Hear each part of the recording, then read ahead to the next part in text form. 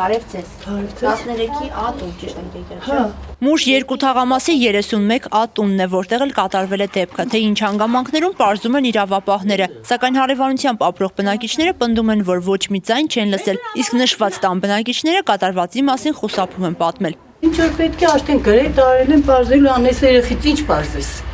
Սրան ինչ խոսեց։ Կարելի է գալ ընդհանրապես առաջ ընդհանրապես 2 բարի։ Չէ, աղջիկ ջան, չէ։ Տղես տունը չէ, ես չեմ կարող։ Դե ժամանակ ստեղը չեմ եղել, ստեղ չեմ ապրի։ Մենք առանցին կապին, ովքեր չեմ կարող։ Երեխայի ձեռքին։ Չեմ կարող։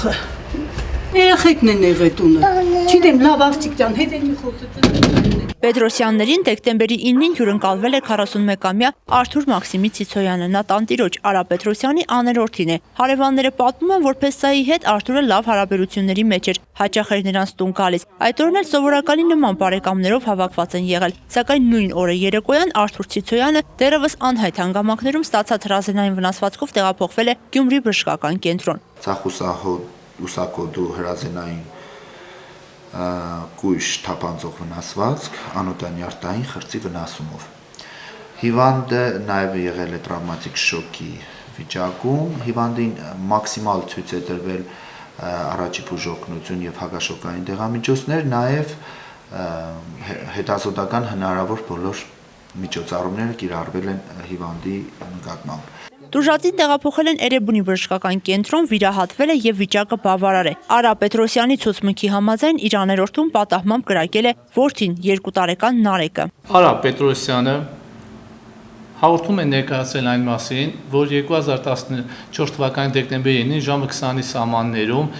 իրեն պատկանող սայգատեսակի հրացանից իր որդին Նարեկ Պետրոսյանը անզգուշությամբ հրազենային վնասվածք է պատճառել իրենց տանը հյուրընկալված աներորդուն։ Նշենք, որ փոքրիկ Նարեկի հայրը Արա Պետրոսյանը Արփիլիճ ազգային պարկի տնօրենն է, զենքն էլ նրան է պատկանել։ Որտեղ է աշխատում տան հայրը։ Չգիտեմ, էդ է չգիտեմ։